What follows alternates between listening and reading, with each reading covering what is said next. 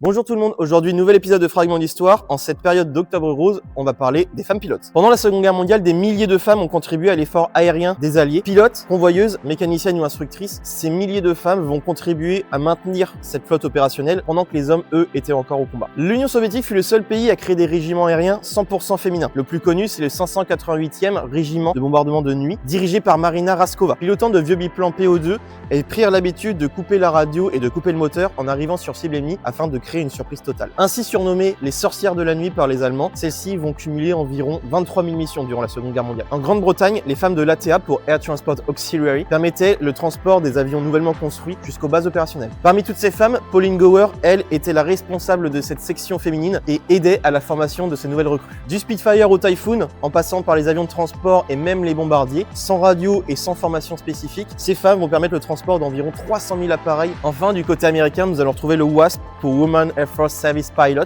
créé par deux femmes, Jackie Cochran et Nancy Harkness-Love. Leur rôle était de tester les appareils en sortie d'usine, mais aussi de former les équipages et enfin de convoyer du matériel à travers tout le pays. Au total, plus de 1100 femmes vont être formées chez les WASP et voleront sur à peu près 70 appareils, que ce soit du P-51 Mustang jusqu'au bombardier B-17. À la fin de la Seconde Guerre mondiale, celles-ci ne seront reconnues au service militaire que 30 ans après, en 1977. Ces femmes ont ouvert la voie à une nouvelle génération de pilotes féminines et continuent aujourd'hui, 80 ans après, à nous inspirer. J'espère que la vidéo vous a plu, on se retrouve une prochaine fois pour une nouvelle vidéo.